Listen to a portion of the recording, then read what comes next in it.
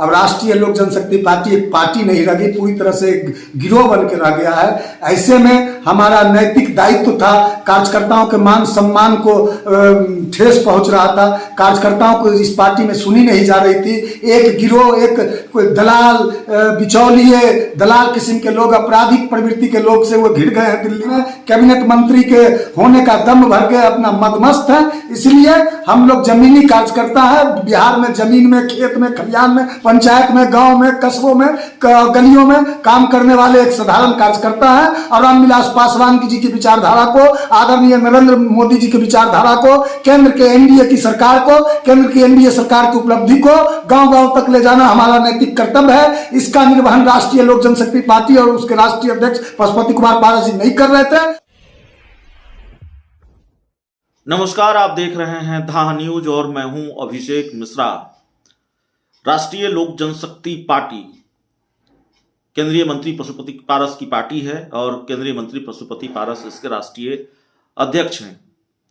एक बड़ा झटका लगा है केंद्रीय मंत्री पशुपति कुमार पारस को।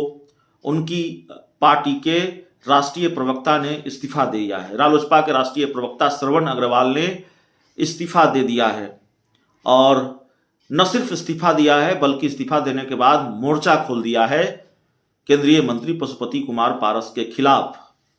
कई तरह के गंभीर आरोप आज श्रवण अग्रवाल ने लगाए हैं अपनी पुरानी पार्टी के राष्ट्रीय अध्यक्ष के खिलाफ। श्रवण अग्रवाल पशुपति पारस के काफी करीबी नेता माने जाते थे, विश्वस्त सलाहकारों में से एक थे, सलाहकार कह लें, सिपाह सलार कह लें, उसमें से एक थे। और अचानक आज ये खबर आई है कि उन्होंने पार्टी के सभी पदों से इस्तीफा दिया है और इस्तीफे के बाद उन्होंने बाकायदा एक के बाद एक ताबड़तोड़ कई हमले किए हैं केंद्रीय मंत्री पशुपति पारस पर, उन पर गंभीर आरोप लगाया है। सुनिए श्रवण अग्रवाल क्या कह रहे हैं। साथ था हमारा, यहीं तक का अब जो बीत गई सो बात गई, कब टूटे हुए तारों का अंबर शोक मनाता है। अब राष्ट्रीय लोक जनशक्ति पार्टी एक पार्टी नहीं रह गई, पूरी तरह से एक गिरोह बन के रह गया है। ऐसे में हमारा नैतिक दायित्व था, कार्यकर्ताओं के मान सम्मान को ठेस पहुंच रहा था, कार्यकर्ताओं को इस पार्टी में सुनी नहीं जा रही थी। एक गिरोह, एक कोई दलाल, बिचौलिए दलाल किस्म के लोग, आपराधिक प्रवृत्ति के लोग से वो घिर गए हैं दिल्ली में।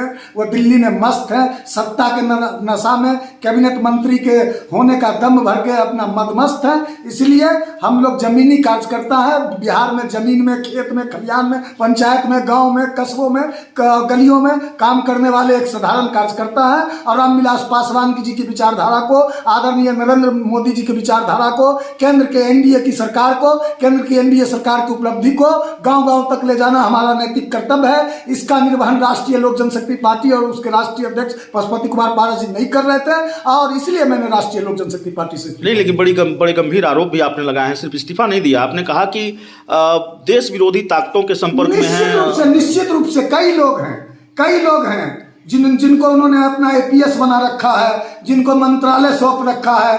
एक बिहार के वरिष्ठ उपाध्यक्ष हैं जो दिल्ली में बीपी हाउस उनको दे रखा है, कमरा नंबर 220। जाके जांच कीजिए। हम तो जांच केंद्र की सरकार से और ईडी से, सीबीआई से, सारे एजेंसी से जांच की मांग करेंगे कि जांच कराइए। एक आखिरी सवाल है श्रवण अग्रवाल जी, सवाल यह भी है कि अब आप कहाँ जाएंगे? चर्चा है कि आप चिराग की पार्टी में शामिल हो सकते हैं। जहां बिहार की जनता, हमारे जनता मालिक फैसला करेगी, श्रवण अग्रवाल उस राह को चले।